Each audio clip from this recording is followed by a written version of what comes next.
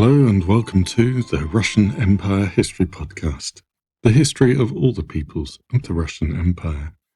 I'm your host, JP Bristow, and this is Season 1, The Forest, the Steppe and the Birth of the Russian Empire, and Episode 82, Khan Ozbeg.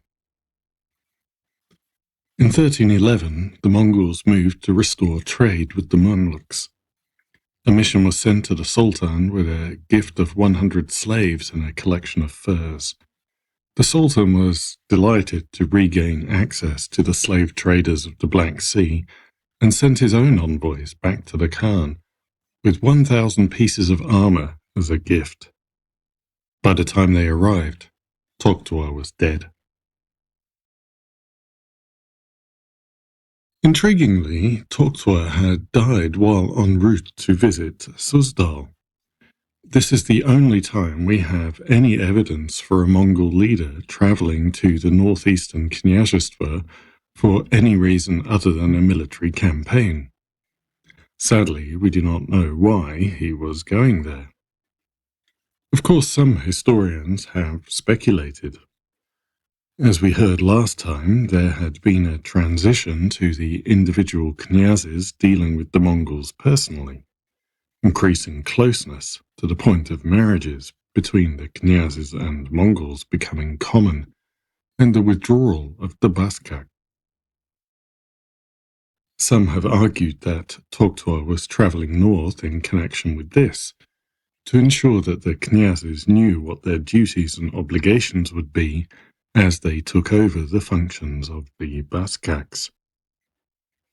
On the other hand, there would not appear to be any reason he could not do that when the knyazes were making their frequent visits to his court. George Vernadsky goes as far as arguing that Toghrilcha was going to abolish the Grand Knyazhstva and make the knyazes his direct vassals. Again, it doesn't seem like he would have needed to travel to the north to do this. The circumstances of his death are somewhat unclear. The official story is that he was travelling by boat, was shipwrecked, and drowned. But there were persistent rumours that he was actually murdered by his nephew Ozbeg. If you remember, Toghrilcha had killed Ozbeg's father, Toghrilcha, in the coup when he took power, and married his chief wife, Bayalun, who was Ozbeg's stepmother. There were Mongols who believed that Ozbeg had the motivation for revenge. True or not, Ozbeg was indeed ready to contest the succession with Toghrilcha's designated heir, his son, Toghrilcha. As a result of the coup, Ozbeg had been banished from the court and had spent most of his life in faraway Khwarezm, serving in the army. Toghrilcha, on the other hand, had been a court favourite, showered with gifts and honours, and had already managed to accrue political prestige in his own right. Most of the Jochids and Begs supported Toghrilcha. However, the initial discussion saw a new factor entering consideration: religion. Toghrilcha's backers were Buddhist, while Ozbeg was backed by Muslims.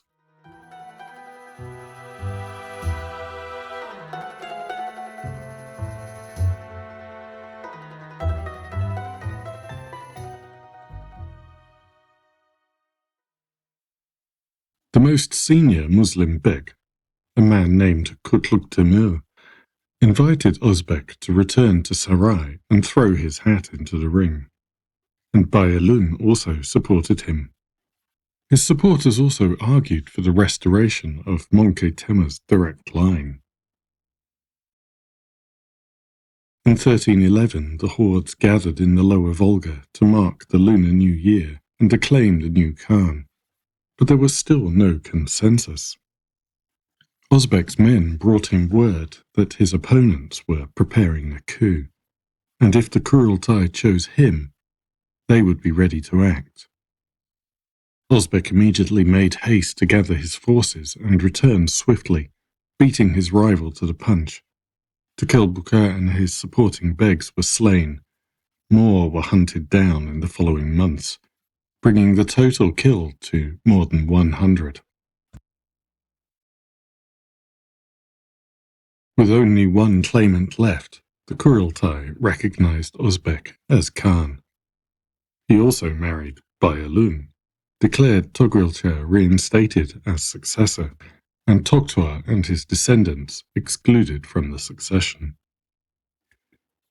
While this may seem even more odd than marrying your brother's wife, Bayalun should not be seen as a passive victim in this. Contemporary records show that she was a wily political player who was keen to maintain her influence.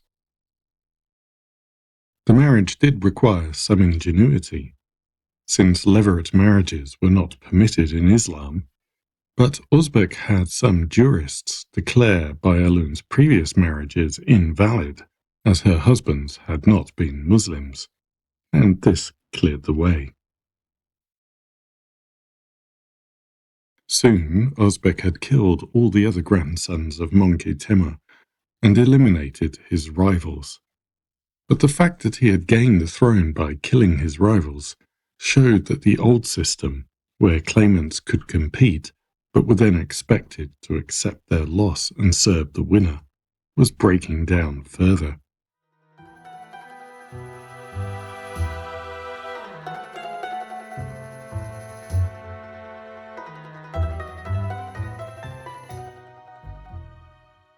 If you recall, back in episode 81, we noted that Toghtua, relying on the Begs, was laying the groundwork for a shift in the balance of power among the Mongol aristocracy. Ozbeg's takeover was another step in this direction.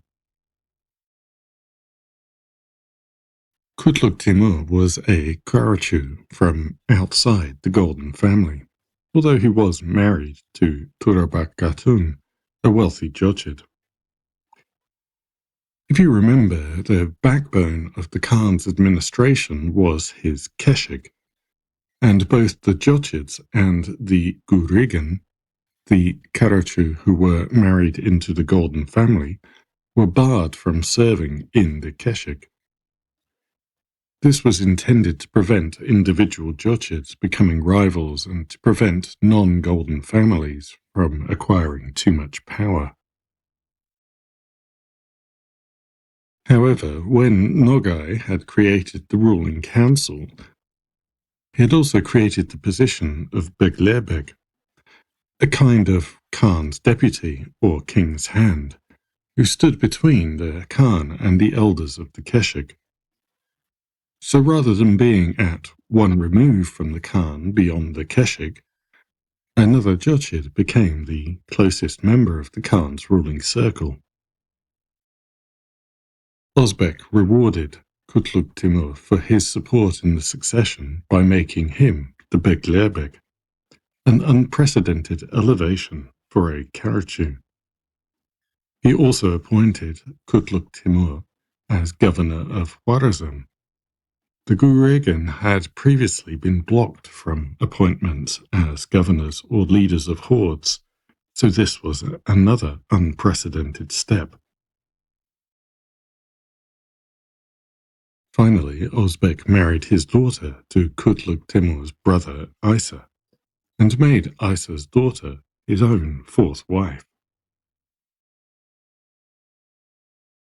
Kutluk Timur had become the most powerful beg in the horde, and his brother Isa was not far behind. They were also both Muslims. This was a serious shift in the Mongol hierarchy. Until now, position and prestige had been gained through a combination of birth and military skill. Kutluk Timur was not a commander. He had risen through politics and financial resources. In recognition of this change, Ozbeg changed the name of his closest circle to the Ulus Begs, who replaced the Keshik elders in his administration.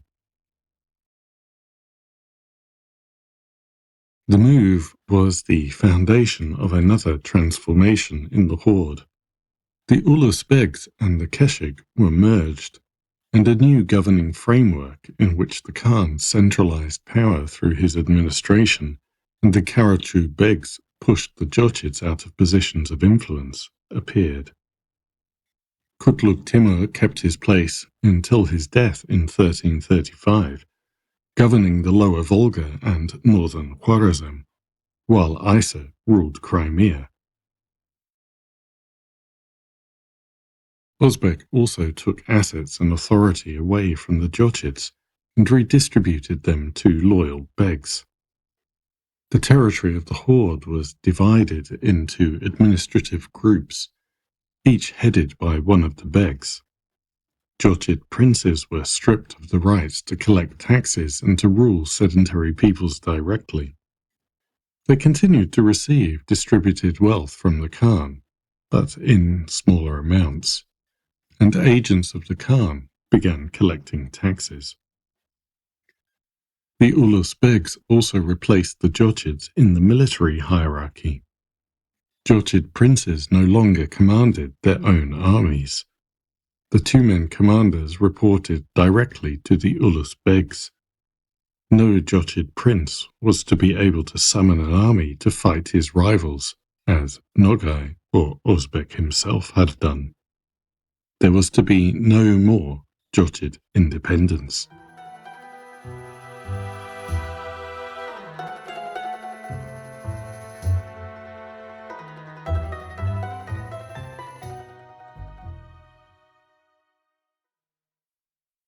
The transformation extended to the other hordes.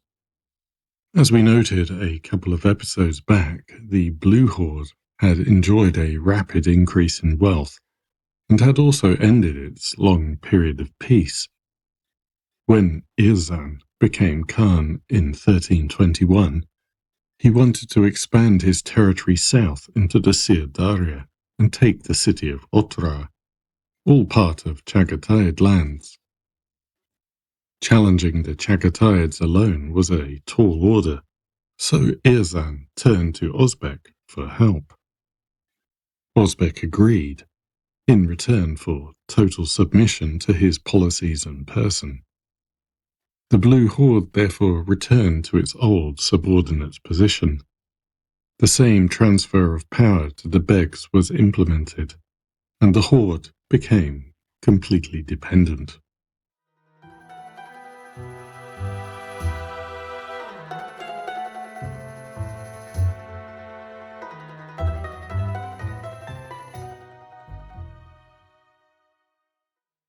Once his position was secure, Ozbeg moved to officially convert the Horde to Islam. Here he received a lot of resistance, and it would take a couple of decades at least to achieve acceptance. The Horde's lands included Central Asian and Bulgar territory that had been Muslim for centuries, and we have already seen Mongol leaders who were personally Muslim and established relations with the Islamic world. The Blue Horde, which when Marco Polo passed through had had no Muslim or Christian presence, had also extended its territory south to border on Khwarezm, where the Muslim Beglerbeg governed from Urgench, which had been called the Heart of Islam before the conquest, and was now also the main hub of the Mongol fur trade with the Muslim world, and therefore a place of constant contact between Mongols and Muslims. Given Mongol religious traditions, there was no cultural precedent for a mass conversion.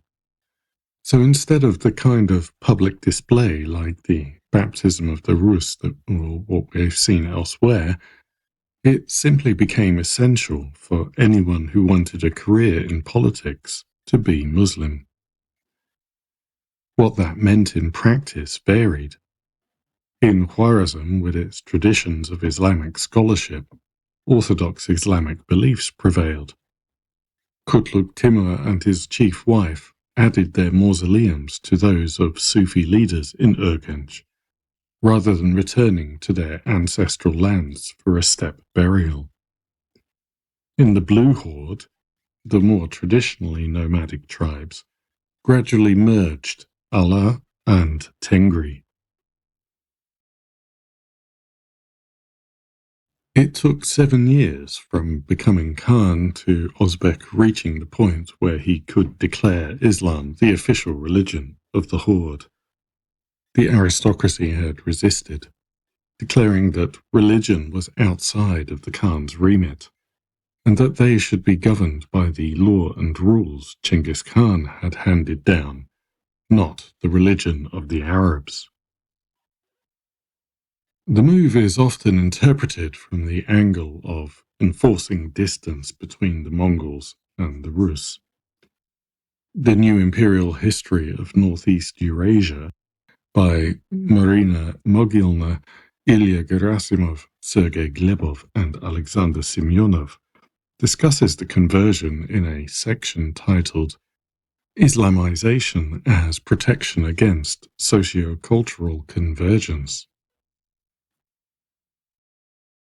As with Christianization, we need to be careful about simply dismissing the idea of personal faith and reducing religion only to a tool of enforced identity and social control. Like Berke, Ozbeg had spent his formative years in a Muslim environment, and we have no reason to think that his beliefs were not genuine.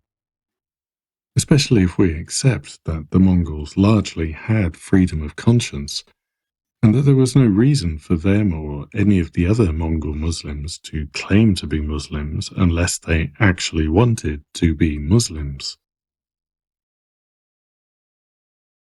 And if we say that the Horde chose Islam to separate itself from the Rus, why did the Mongols with predominantly Muslim sedentary populations also choose Islam, when before the conquest they were much more familiar with Christianity and Buddhism?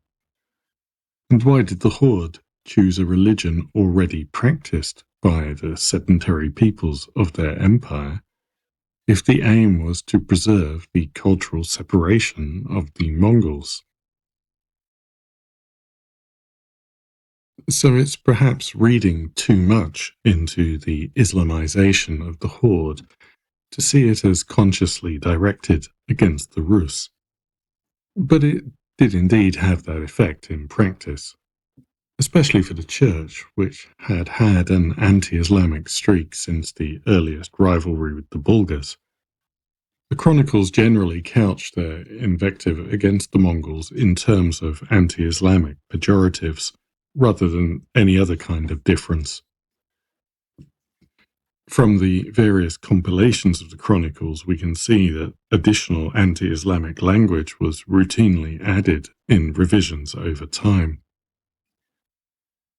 It also had the effect of slowing the Rus knyaz's integration into the Horde elite that we discussed in the last episode, although it does not stop altogether.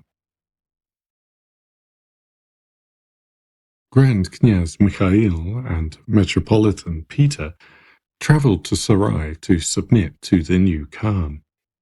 Peter was allowed to return soon after, but Mikhail was kept at the Horde for a year. His absence gave Yuri room for manoeuvre. Some Novgorodians sent him an appeal for assistance against Mikhail's Namiestniki, so Yuri sent a force to Novgorod and captured them. Then a combined Novgorodian and Muscovite army marched on Tver. They were met near Gorodets on the Volga by an army led by Mikhail's son, Dmitry. The two armies stood and looked at each other across the river for 6 weeks, until it began to freeze for the winter. Then, continuing the pattern of the Knyazhstva not fighting each other without Mongol involvement, they reached an agreement and withdrew. Yuri and his brother Afanasy traveled to Novgorod, and Yuri sat on the city's throne.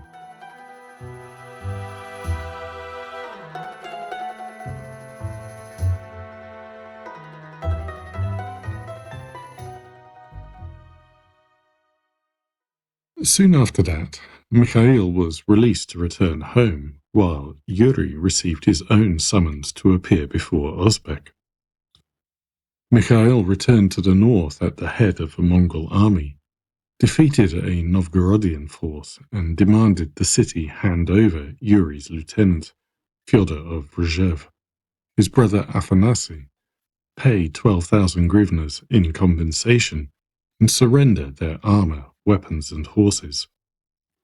He held Afanasy and some of the Novgorodian boyars prisoner in Tver until the compensation was paid in full. Meanwhile, Ozbek kept Yuri by his side for almost 2 years. In his 2 years at the Khan's court, Yuri married the Khan's sister, Konchaka, and received a Yarlik to take over Vladimir. Konchaka was baptized as a Christian, since a knyaz could clearly not marry a Muslim. So, equipped with royal Mongol wife and Yarlik, Yuri also returned north with a Mongol army, this time commanded by the Khan's envoy, Kavgadyi. Presumably seeing caution as the better part of valor, Mikhail surrendered the Grand Knyazhstvo to Yuri. The Mongol army returned home. Even so, Yuri was not content. He gathered a new army of Muscovite and Novgorodian forces and marched on Tver. Unexpectedly, however, Mikhail was ready for him. This time it did come to a battle, and Mikhail won a crushing victory. Winning didn't really solve any of his problems, though, since if a Mongol army came back, he was going to lose.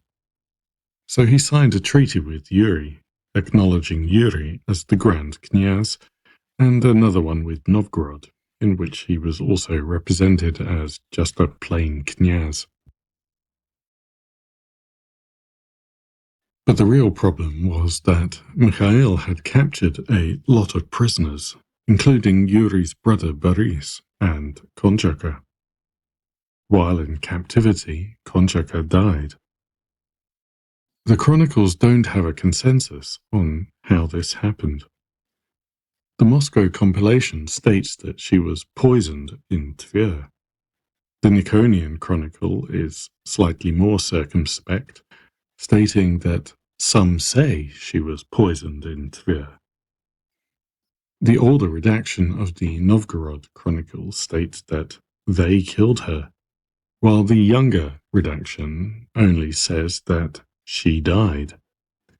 The Sofia First Chronicle, also from Novgorod, denies that she was killed, while the Tver Chronicle, as you might expect, skips the subject altogether. Whatever actually happened, the optics were clearly very bad for Mikhail. Yuri headed for Novgorod to raise a new army, while Mikhail exchanged messengers with the Horde and agreed that he and Yuri would both go and submit to Ozbek's adjudication. Mikhail sent one of his boyars, Alexander Markovich, to Yuri as an embassy of friendship, but Yuri killed him, essentially a declaration of war.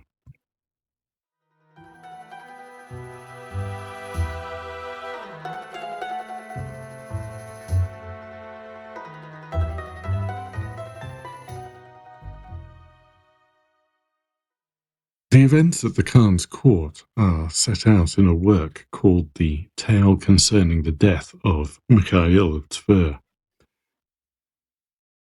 The tale was written by the hegumen of Otroch Monastery in Tver shortly after the events it describes. It presents Mikhail as the hero, Yuri as hungry for power. He's described as wanting to rule everywhere, and Kavgadi as the villain. Mikhail is held at the Khan's court for almost 6 weeks, while Kavgadi presents what the tale says are false accusations about him.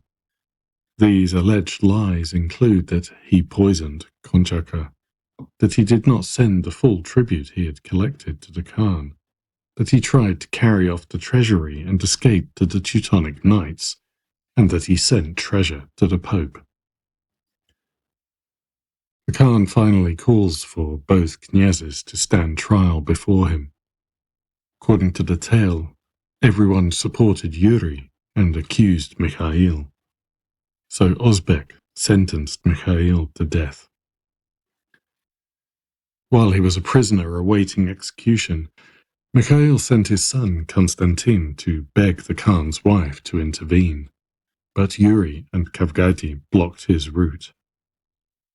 Instead, Kavgadi stirred up a mob, which seized and killed Mikhail. Yuri brings the body back to Suzdal.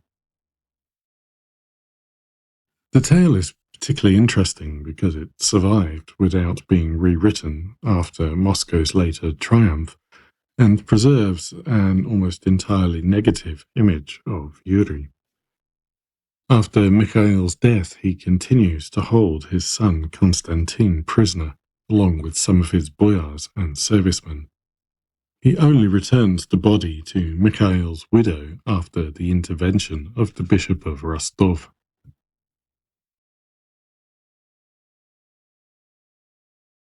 Since the beginning of modern history writing in Russia, historians have expressed frustration with this period in the chronicles because they do not give us any real picture of the personalities of the knyazes. They only provide a fairly straight description of some of their major actions, which gives the impression of a collection of rather greedy, petty and power-hungry individuals engaged in a constant Darwinian struggle to overcome.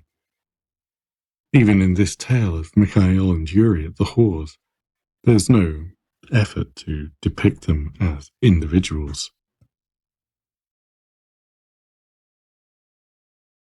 This is especially true with respect to the knyazes of Moscow. Over this 150 or so years, where it rises from the single town inherited by Daniil to total dominance. Although the great man theory of history is long out of fashion, we still naturally ask what role the knyazes played. In this episode, we've seen Yuri travel to the Horde and return 2 years later married to the Khan's sister with a Mongol army at his back, and with a Yarlik that overturns the Rus succession system and makes him a person outside the line of succession, the Grand Knyaz. The chronicles do not tell us how this happened. Was he especially charismatic, a personally impressive leader with a talent for persuasion? Did he earn the Khan's favour through a sunny disposition and great drinking stories? Who knows? The chroniclers take no interest in the personality of the knyazes of Moscow, so we are left to speculate. Thank you for listening, and until next time, goodbye.